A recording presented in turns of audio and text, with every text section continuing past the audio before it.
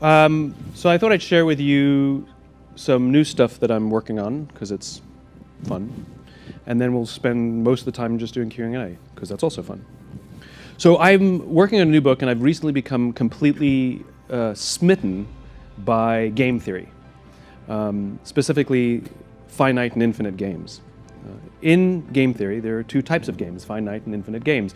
A finite game is defined as known players, fixed rules, and an agreed upon objective, like baseball. We all agree to the rules, we all agree that whoever has more runs at the end of 9 innings is the winner, and the game ends and we all go home. Nobody ever says, if we can just play 3 more innings, I know we can come back from this deficit. It doesn't happen that way. An infinite game is defined as known and unknown players. The rules are changeable, and the objective is to keep the game in play, to perpetuate the game. When you pit a finite player versus a finite player, the system is stable. Baseball is stable. When you pit an infinite player versus an infinite player, the system is also stable. Like the Cold War was stable because there cannot be a winner and there cannot be a loser, so we just try and keep the game in play.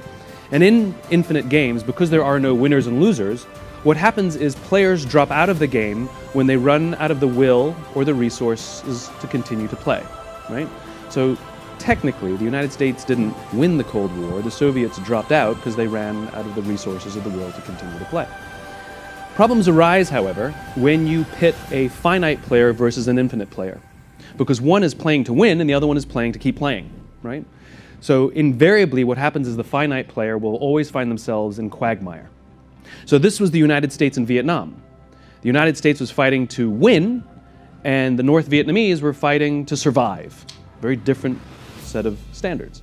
This was the Soviet Union in Afghanistan. The Soviets were fighting to beat the Mujahideen, and the Mujahideen would fight for as long as is necessary. And invariably what happens is the finite player will find themselves in quagmire until they drop out of the game and leave the game because they run out of the will or the resources to stay in the game, right? So this gets me thinking. Let's look at business. The game of business is an infinite game, right? It obeys all the rules. There are known and unknown players. You don't know all the competitors necessarily in one industry to another. The rules are changeable. We haven't all agreed what the rules are. And there is no winning the game of business, right? The game just perpetuates. In fact, the game of business has existed longer than every single company on the planet today, and it will outlast every single company on the planet today. If you look at the Dow Index of 30-something odd companies that make up the Dow Index, something like 70 or 80% of those companies are 35 years or younger, right? So it gets me thinking, if you listen to the language that companies use, they don't know what game they're in. They talk about being number one. Talk about beating their competition based on what agreed upon criteria, based on what agreed upon time frame. Is it market share? Is it profits? Is it revenues? Square footage, number of employees? Over what? 1 month? 5 months? 6 months? A year? 5 years? 10 years? The life of the company? I haven't agreed to those rules. And so companies can arbitrarily declare themselves number one in anything they want if they set the standards and the time frames. And the only reason we do these things on an annualized basis, we tend to compare ourselves to other organizations annually, is only because we pay taxes annually. If we paid taxes every 18 months, that would be sort of the standard. But again, we still haven't agreed what the metrics are to be number one. That means the companies that are playing the infinite game are playing against most of the others who are playing the finite game, means those finite companies find themselves in quagmire. Almost every single bankruptcy, not almost every single bankruptcy is a company that's run out of the will or the resources to play. They drop out of the game will persist, another company will fill their space. It's not like the business stops or the industry ends. And the companies that are playing the infinite game will frustrate those finite players, which I absolutely adore. So I spoke at an education summit for Microsoft. I also spoke at an education summit for Apple. Now, I would say about 70 to 80% of the executives at Microsoft spent about 70 to 80% of their PowerPoints talking about how to beat Apple. At the Apple Summit, 100% of the executives spent 100% of their presentations talking about how to help teachers teach and how to help students learn. One was obsessed with their journey, with their vision, with their cause. The other one was obsessed with their competition. Guess who's stuck in quagmire? Guess who's frustrated by their competition? So at the end of my talk at Microsoft, they gave me a gift. They gave me the new Zune when it was a thing. And I have to tell you, this was one of the most remarkable, beautiful pieces of technology I've ever used. The UI was gorgeous. The design of the actual hardware was beautiful. It was logical in the way I could use it. It was intuitive. It was absolutely fantastic. Now, it didn't work with iTunes, which means I couldn't use it. That's a different problem altogether. But this was a magical piece of technology. So at the end of my talk at Apple, I'm sharing a cab with one of the senior Apple executives, sort of an employee number 12 kind of guy, and I decide to stir the pot. So I turn to him and I say, you know, I spoke at Microsoft and they gave me the new Zune, and it is so much better than your iPod Touch. And he turns to me and he says, I have no doubt. Conversation over. Because the infinite player understands sometimes your product is better and sometimes it's not. Sometimes you're ahead and sometimes you're behind. The goal is not to beat your competitor. The goal is to outlast your competitor. What you find is that the infinite players don't actually compete against their competition. They compete against themselves. The finite players are the ones who wake up every day trying to beat somebody else. The infinite players are the ones who say, how can we be a better version of ourselves? How can we advance our metrics? How can we make our products more refined, more beautiful than they were last week? It's totally fine to study our competition tactically. There's nothing wrong with knowing what our competitors are doing. But the number of companies that study their competition strategically blows my mind. They look at what their competition is doing, and they make sudden, sharp left and right turns to change the course of their company based on the movement of their competition. That's the point. That's what wastes resources. The constant changing of your mind, the constant going in this direction and that direction based on the wind of your competition, assuming that they know what they're doing. I find that fascinating. And the number of companies that play finite is the vast, vast, vast majority.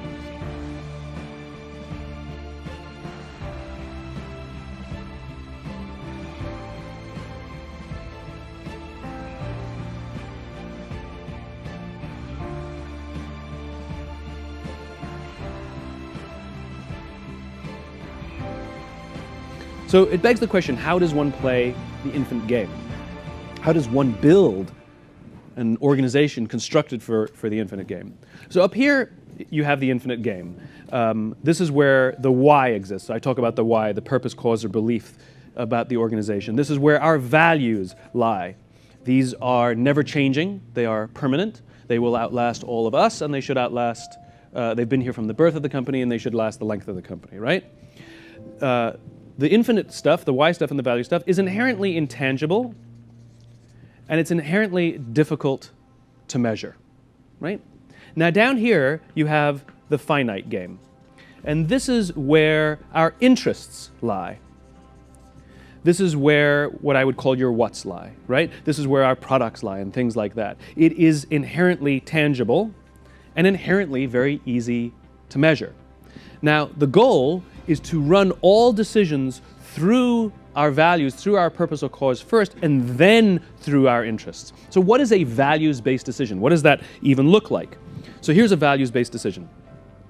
When our military goes into battle and we shoot a bad guy, we will take their injured body, we will send our medics onto the battlefield to rescue the injured body of our enemy. We will put them on our helicopters, fly them to our hospitals, put them in our hospital beds. Our doctors will use our medicine to nurse them back to health. That is not in our interest. However, that's kind of who we are, right? It's what defines us. In other words, we're wasting our resources because our values are more important than saving those resources, doing something purely in our interests. It's like torture, right? The reason torture was done offshore and the reason we tried to keep it a secret is because everybody kind of knew it violated our values. Because if we were totally fine with it, everybody would like, just do it here. It's totally fine. Why somewhere in Wyoming, right? And that's the point. So great organizations are making values-based decisions all the time. And then our interests come into play. But the problem is when you're playing a finite, these things get ignored. And every time we make a decision, we decide what we do in a vacuum. So your competitor comes out with a new product. How do we react? Quickly, come out with something similar. What's going on with the marketplace? You make some other reaction. What's going on in this particular country? And every single decision we make in a vacuum seems perfectly good. We're making rational decisions based on our interests, right? The problem is when we pull back and look at all of the decisions, all the people we've hired, this is what happens when you only hire people based on their resumes, for example. Smart guy, get that person on board, right? When you pull back, your culture's a mess and nobody knows what you stand for. The whole idea of making values-based decisions is we can look at almost all of the decisions. Every now and then one can go sideways, but we look at all of the decisions, the people you hire, the things you do, the things you believe in, the things you stand for, everything tangible, and we can say of you or your organization, I know what you stand for. I believe what you believe. I would like to be a part of your organization. I'd like to buy from your organization. This is where loyalty lies, right? But the only way we can judge each other is down here. It's like human beings. Right? We want our friends to act and speak and do the things based on who they are. We want our friends to be, that word that's always thrown about, authentic, which means saying and doing the things we actually believe. That's what we mean. And the reason is because we want to know who they are. We want them to be predictable.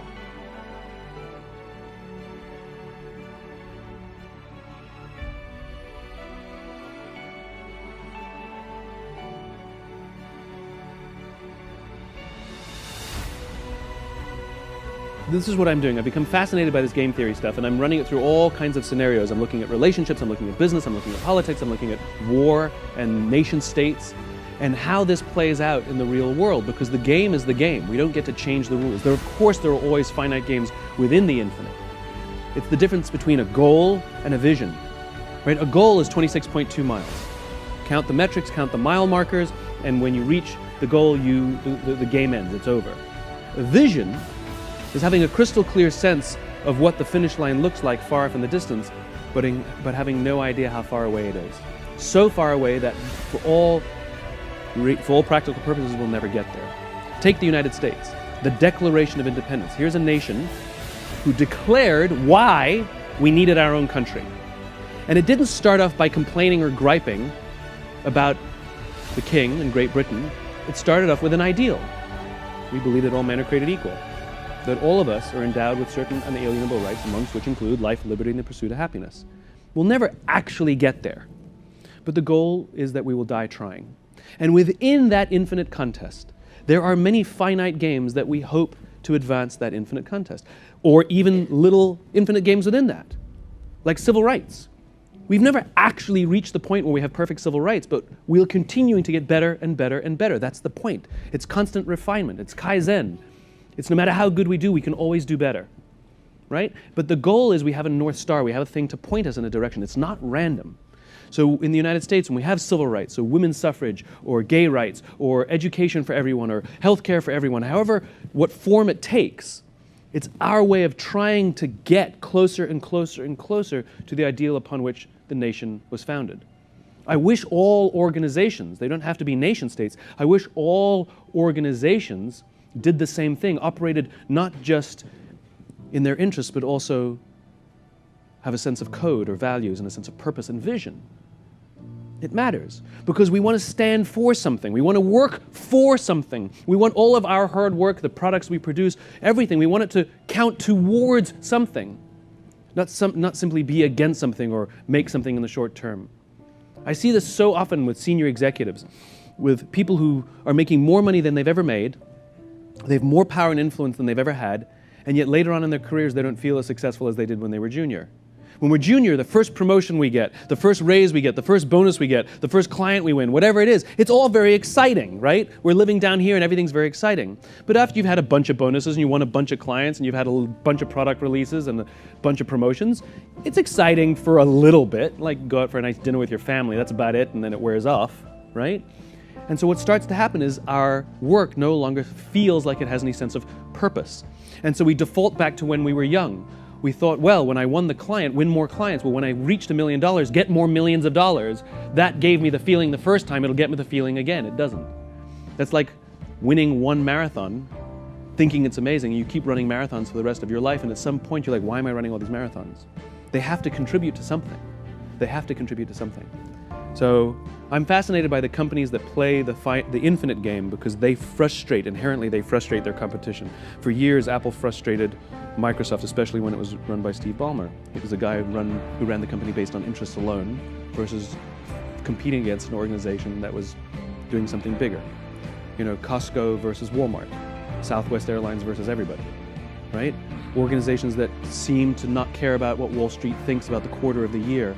And when you listen to the language of people like Jim Senegal, who's the founder of Costco, he says, I don't care about Wall Street. Wall Street's worried about how my company does in a month or in a year. I care about what my company does for the next 50 years. That's the company I'm building. You listen to the language. Ones who are focused on teaching kids how to learn and helping teachers how to teach versus how to beat our competition. It makes for a much more fulfilling life, and it makes for a much more realistic existence when your competition's slightly ahead and you think, that's okay. You know, can't stay ahead forever based on some arbitrary perspective, arbitrary metrics anyway. Anyway, so that's what I'm working on. I think it's fun. I think it's interesting. We've made some changes even in the way we do business based on this. We've become more infinitely organized, which means we are much more interested in trends than we are in absolutes.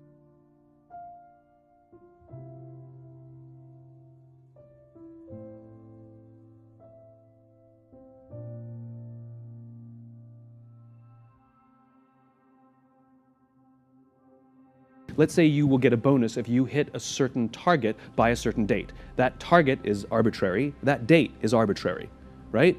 Somebody made it up.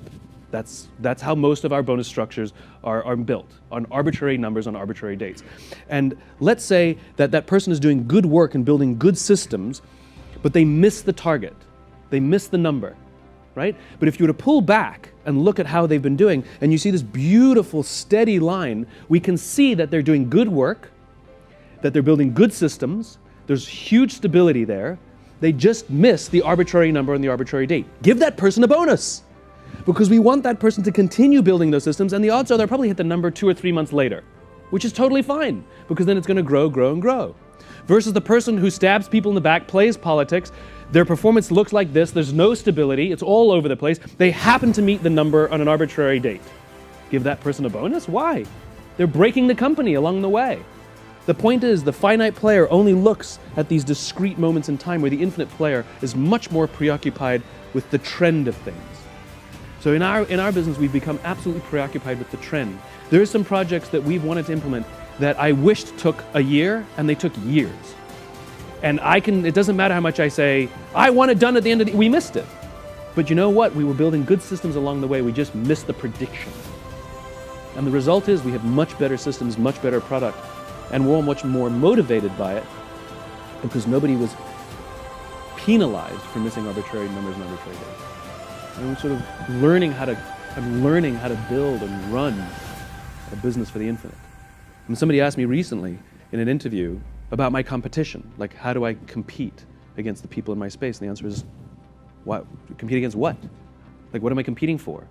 Like, am I going to compare how many views on TED, or how many book sales, or how much my personal income is, or how much my corporate income is? Like, what's the arbitrary standard? Because I can be ahead on some metrics and behind on others. I can drive myself crazy, or I can be really proud of myself. Worse, I'm choosing who my competitive set is. But the competitive set is way larger than I can imagine. It's like, I love it when the networks declare that they're number one. You do realize they're only comparing themselves to the few other networks that they want to compare themselves. NBC, ABC, CBS, and Fox compare themselves to each other. They ignore Netflix, Hulu, HBO, YouTube, and the rest of them. But that's the point. If you make your own competitive set, you'll be number one. Everybody will have their day in the sun. I get a kick out of that. I get a kick out of that. So especially for an organization like YouTube, the question is, who's your competition? The competition is yourself. Wish everybody the best of luck. Let them make their own metrics. Let them declare themselves number one. Who cares? They'll fall out of the game before you. That's the goal.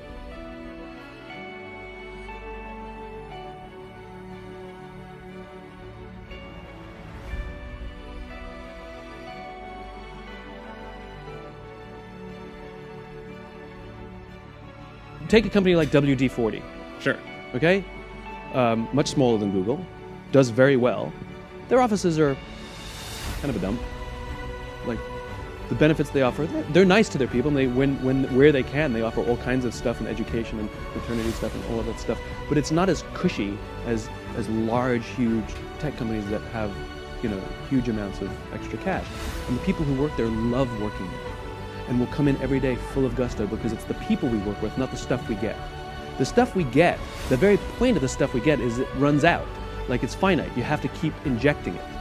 Right? Where the people we work with, that's the relationships, or the infinite component of the company. So if you love working here, right?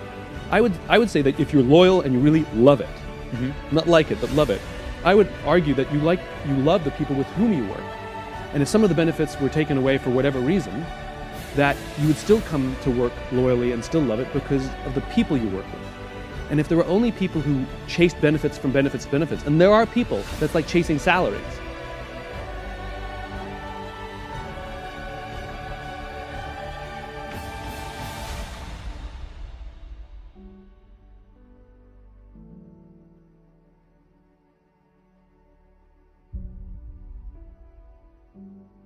Leadership.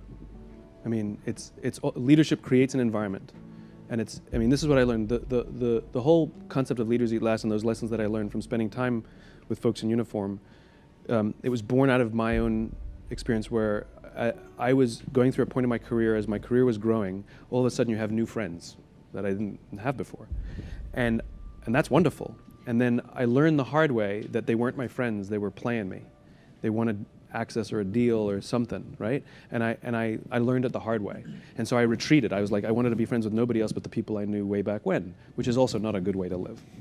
And yet simultaneously, I'm spending time with tons of folks in the military who, in business, we have colleagues and coworkers. In the military, you have brothers and sisters. And that's a different kind of relationship. And as you know, I have hugged more people in uniform than I've ever hugged in suits. I've cried with more people in uniform than I've ever cried with in suits. I've stood in the audience and listened to officers give talks, and I've sat in the audience and cried. I've never cried with any CEO gave a speech ever, right?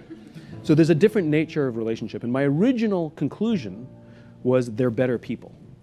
That the reason you get a disproportionate amount of these kinds of behaviors is because they're better people, and better people are drawn to a life of service in the military, which is why we find a disproportionately high number of them there. And the more I started to learn, the more I realized I was completely wrong. It's the environment. It's the environment. And when the leader creates an environment in which people feel that someone has my back, they will do extraordinary things. And what I learned is that courage is not this deep down internal fortitude, right? It comes externally. It's like a trapeze artist would never try a brand new death-defying act unless they had a net. The courage didn't come from the trapeze artist, the courage came from the net. And it's the same in the military, which is especially when you're in life and death situations, when you're in theater. People who you don't like, you still rely on to save your life. And the reason it works is because you don't have to look behind your shoulder. And that mentality, and you know better than anybody, which is when you are deployed into dangerous places, nobody sort of loves deployment, but people have warm feelings towards deployment, which is really strange. And suicides rarely happen in combat situations. They usually happen back home. And it's the intensity of the relationships that create that warmth and the sort of weird enjoyment of really bad, uncomfortable, and dangerous circumstances. It's because we're human beings, and human beings as social animals feel our safest when we trust each other. And good leaders are capable of producing that. So great businesses look very much like well-run military organizations. And there's poorly run military organizations as well. But great businesses look exactly the same, where the leaders give the glory. They distribute authority. They push it down the ranks. Let people make decisions. If they screw up, there's no risk of getting fired. If the company misses its arbitrary projections on its arbitrary date, we do not use the people to balance the books. We figure out other ways, or we even invite the people to help solve the problems. These are the things that produce that circle of safety that produces the exact same outcome, where people will love each other, cry for each other, sacrifice for each other. You see it in business plenty, but it always boils down to leadership. I mean, we can't help but talk about it. Let's look at United Airlines, what just happened shortly. It's going to come up. that usually when things like that happen, that is a red flag that they have a leadership problem, right? It's very rare that you have something like that just show up out of nowhere. What that probably is an environment in which people are operating in a fear-based culture, where if you don't follow the rules exactly as we've told you, you're going to get in trouble. And the rule book says, offer them an incentive. And then it says, if that didn't work, it says, randomly pick people. And then it says, if that doesn't work, call security. And I'm just following the rules. There's no discretion, where everybody knows that's stupid, right? Like when the CEO announced that we're no longer going to forcibly remove like, why was that ever a policy? That's like food companies saying, now with no chemicals. It's like, wait, why were there ever chemicals, right? But that's the point, which nobody has discretion. So I was boarding a flight. I've told this story. I was boarding a flight and a scene played out in front of me where one of the passengers attempted to board the plane before their group number was called. And the gate agent literally berated them. Sir, step aside. I haven't called your group. Please step aside and wait till I call your group. So I spoke up and said, why do you have to talk to us that way?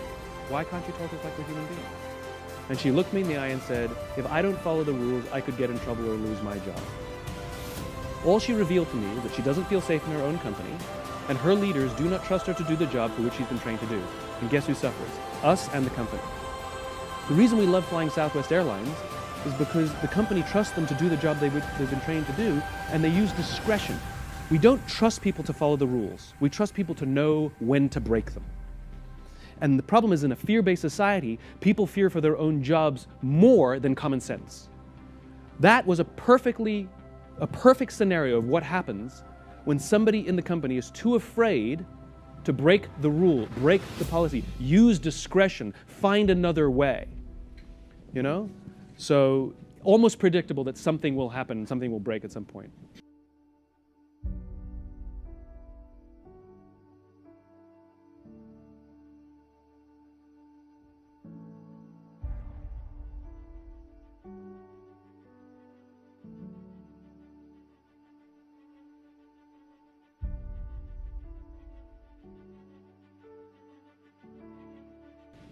Or because you have a message and you know that if you can get more of the pie, that message will reach and help more people. Like, is it nobly pursued or is it selfishly pursued? You know? Mm-hmm. And who says the time frame has to be now? You know, the women's suffrage movement, pretty important. Get the women the vote, pretty good idea. Do you know that almost all the founders of the suffrage movement died before the first woman ever voted? Because that's how long it took. It took more than a lifetime for them to get it. But the point was the pursuit. Would they like to have it happened in their lifetime? Of course. Were they more preoccupied that it happened? Absolutely. And that's the point. You build legacy. You build people who take that torch and carry it without you.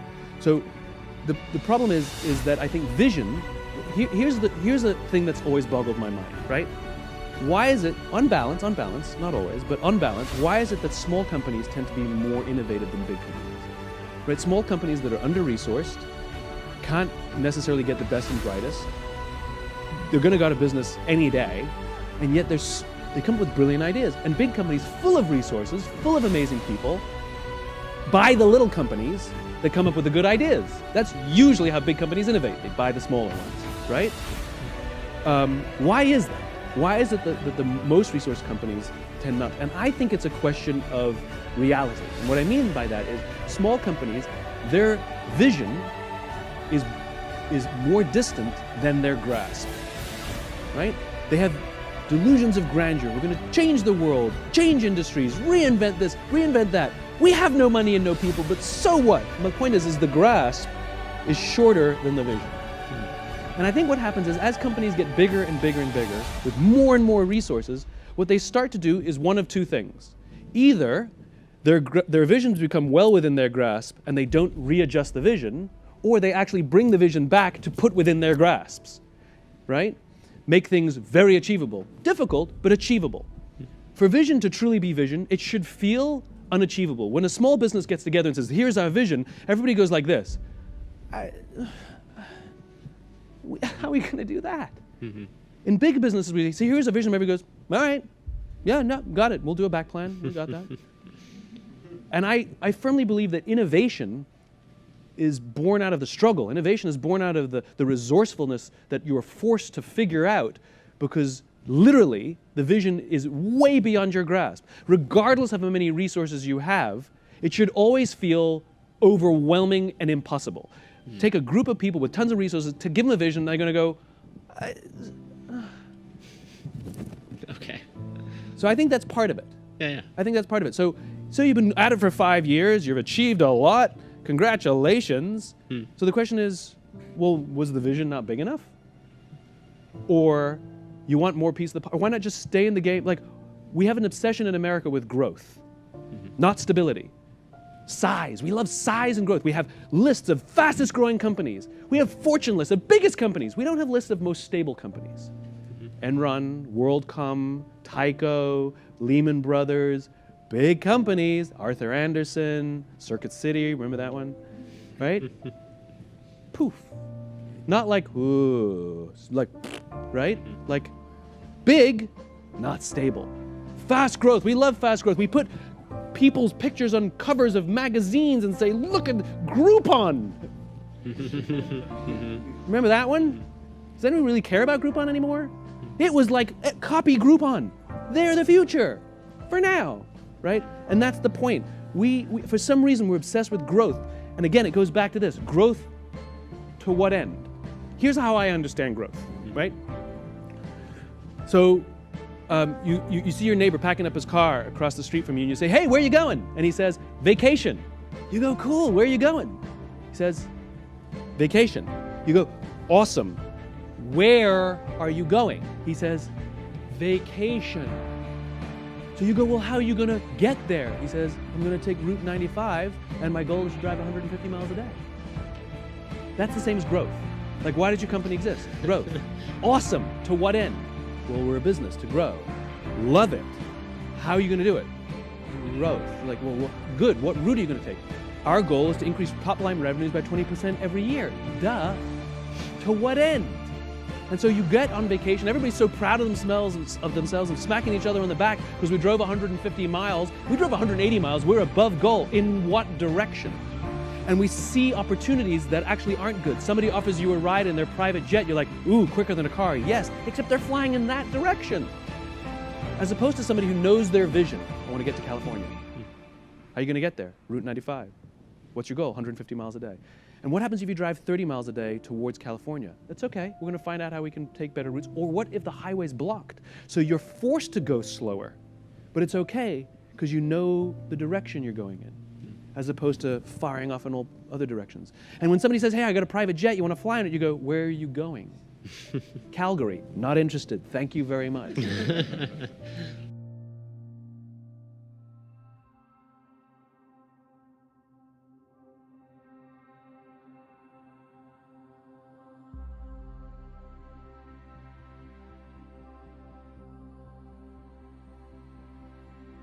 You get my point? Yeah, thank you. That's very helpful. So, yeah. I just wonder about Apple. We talked about Apple, how Apple beat Microsoft at that time. How do you see, what's your observation of Apple now under the leader of Tim Cook after Steve Jobs? Do they still, what value do you observe, or do you still believe that they have? I figure that if I let you keep talking, I don't have to answer. No, go ahead. Which is good. So, I tend not to comment on companies, wait for it, where the founder leaders are still there. Because people ask me about these companies, and the answer is we don't really know the kind of culture they've built until the founder leaders have left. Because the founder leaders tend to be the personifications of the cause, of the values. And you can really test the quality of the culture of a company and its stick-with-itness, and whether they truly have imbued into the company the values first after the founder goes. So Walmart's a great example. Walmart used to be an amazing company. It was all about this. And then Sam Walton died, and the first CEO took over from him, grew up with Sam, and so he kind of got it. And then all of a sudden it started to go sideways because they became preoccupied with this, and they completely forgot about that. You see their tagline? Their tagline is, save money, better life. It's actually in the wrong order. It should be better life, save money. That would be a values-based decision, right? It's one of the pieces. So we see this all the time. You know, Bill Gates left and then sort of Microsoft went a little bit sideways under Ballmer. Ballmer was obsessed with this, over this. So this happens also very often when CEOs leave and replace themselves with their CFO or COO, because we have a flawed hierarchy in business. We think CFO or COO is the number 2 job, and many CFOs or COOs see themselves as in line for the big job. The problem is it's not 1 and 2, it's 1 and A. They are completely separate skill sets. And it's the combination, the mom and the dad, the visionary and the operator, the person who sees far and the person who knows how to get there, the person who sees the forest, who lives above the trees, and the person who's down in the trenches trying to figure out their way through the trees. It's that magical combination that makes a business grow. But too often we take a visionary and we replace them with an operator. It happens all the time. Mike Dell left Dell. Mike Dell had to come back. Howard Schultz left Starbucks, replaced himself by a CEO. Howard Schultz had to come back. Bill Gates left, you know, and there was sort of talk of Bill coming back after Ballmer. They have Satya now, who's a little more in Bill's, you know, a little more like Bill, right? So Tim Cook was the COO. So the problem is we judge CEOs based on what they've done in the past. We judge CEOs, a good visionary, based on how far they can see in the future. And if you look at the titles that we give people, CMO, CIO, CTO, COO, CFO, in their title, it says what their responsibility is. Finance, operations, marketing. What the hell is an executive? Chief Executive Officer. It's the only job that literally doesn't have job specs, and it doesn't give away. It should be CVO, Chief Visionary Officer. Because like I said, we judge somebody like that by how far in the future they can see, and we want them to work with somebody who knows how to get them there. These things work together, not separately, right? So I have concerns about Apple because it is run by an operator, good guy, smart guy, believes in the vision, but the problem is he sees problems more than he sees future. You know, these people are huge risk takers. These people are calculated risk takers, you know? And so I think we're starting to see cracks. Does it mean the end of Apple? No.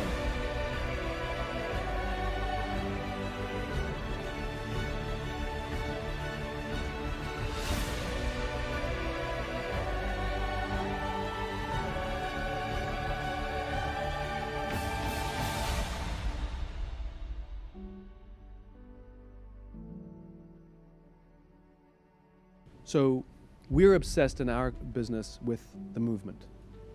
We obsess about the movement. We never ask ourselves, literally, it never comes up, is that good for the company? It just doesn't come up.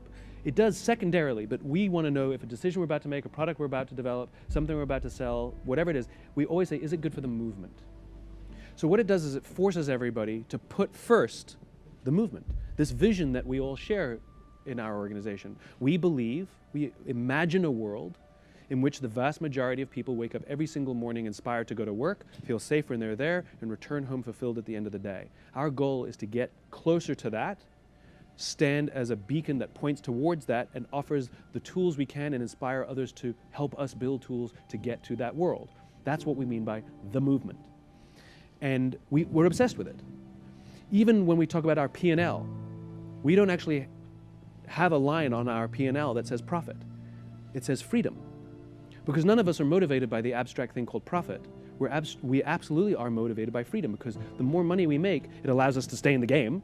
It's fuel for the drive, right? It allows us to get our message out to a bigger and broader audience. It allows us to say yes to things that don't pay and say no to things that do pay, but we don't like the people who are calling us up.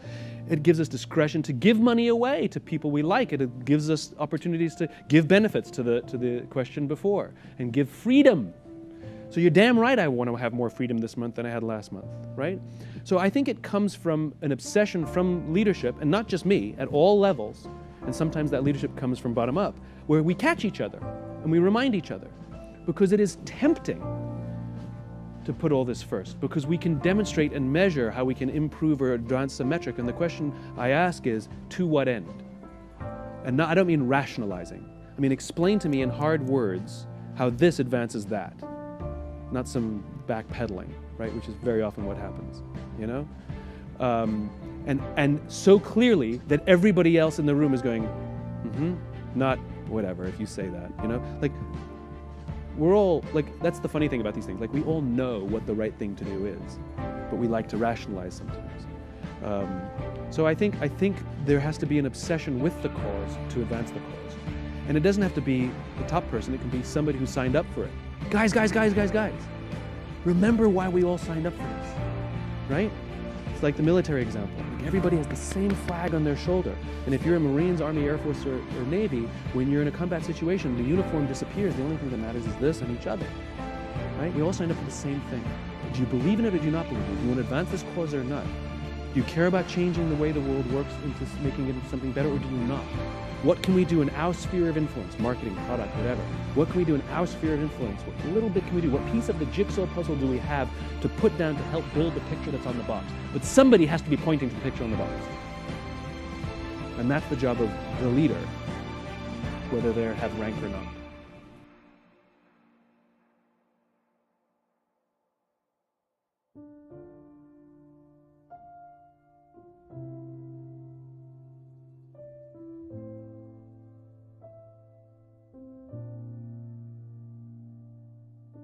Shiny object syndrome, right? Every shiny object is something they want to pursue. Yeah. And at some point you're going to have to pick one. This is one of the things I actually admire in the Marine Corps. If you go to OCS at the Marine Corps in Quantico, where they select their officers, they have something called the, I've forgotten what the term they call it, but it's basically leadership reaction course, the LRC. Basically, it's mini little obstacle courses, like 20 of them, 10 wet, 10 dry. Things like take these 3 planks of different sizes and lay them on the telephone poles sticking out of the water and get all of your people and this ammunition across the water. Figure it out, and they give them a time constraint. And they have to run it twice, one they assign the leader and one they don't, right? So one of the things that I'm fascinated by in the LRC, which is they're looking for the leader to take input from everybody and then make a decision on the strategy of how we're going to get across, right? But they're also looking to the followers, because what they find is the best followers take advice and then make a decision, and the best followers will give advice, but once the decision is made, want to see their leader successful, and never work to sabotage or stand on the sidelines because they didn't get their way, or enjoy the failure because they say, I told you so, but work tirelessly to see whatever direction was set is highly successful.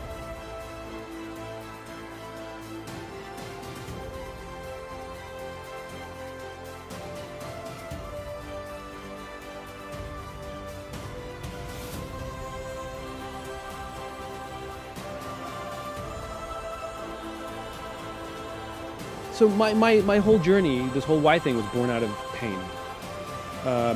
I owned a small marketing business, and I'd lost my love for my work, and people gave me stupid advice like, do what you love, follow your passion. Like, what am I supposed to do with that? Like, I'm doing the same thing, I don't love it anymore. And it was a very, very dark place for me, where I spent all of my energy pretending that I was happier, more successful, and more in control than I felt. I was lying, hiding, and faking every day of my life, right? And it's debilitating, quite frankly. And it wasn't until a friend came to me and said, I'm worried about you, did it give me this courage, the strength to admit that I was struggling, and then to look to find a solution. And that journey pointed me to this concept called the why. I knew what I did and I knew how I didn't, but I didn't know why. And it's the biology of human decision making, and I realized there's a major piece missing. And so the pain of that, which I never want to go back to, but I'm glad it happened, profoundly changed the course of my life and career. I mean, it's why I'm here now, is because of the pain that I went through back then.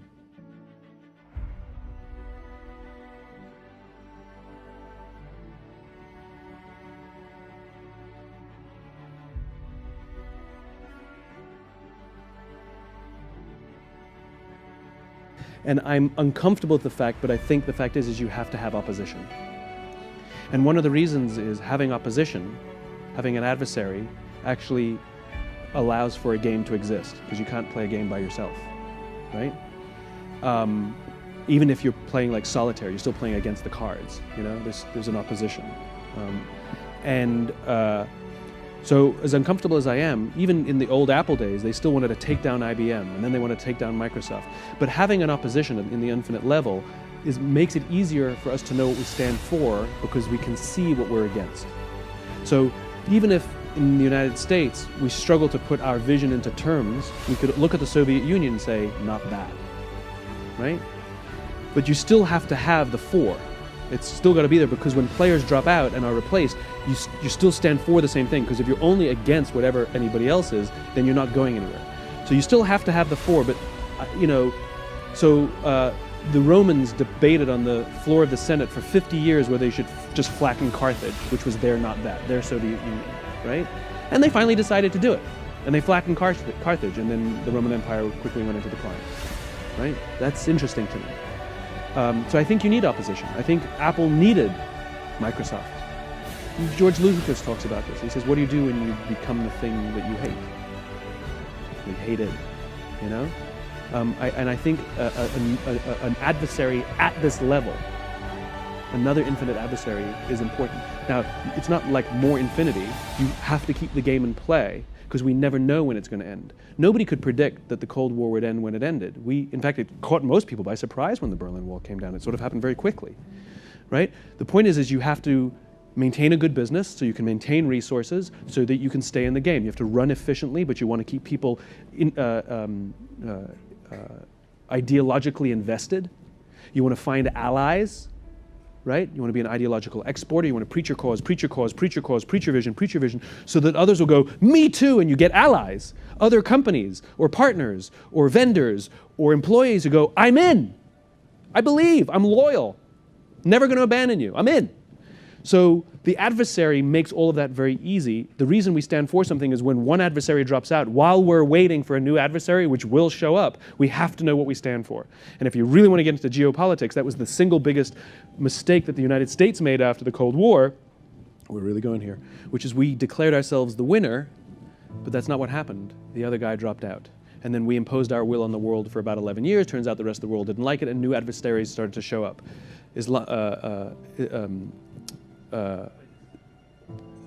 Soviet-style communism, we're both ideological exporters, was replaced by Islamic extremism. The nuclear power of the Soviet Union was replaced by North Korea, Pakistan, maybe Iran, right? The economic tension with the Soviet Union was replaced by China. The problem is now it's diffused. Now it's separated. But the Cold War is alive and well. Cold War 2.0. Right? And we're still battling life, liberty, and the pursuit of happiness. So it's more complicated now. But we foolishly gave up what we stood for a while. So I think you need both. And I'm uncomfortable by the fact, but I think you need adversaries. You need to have a not that. We're clearer what we stand for because we know we don't ever want to be that.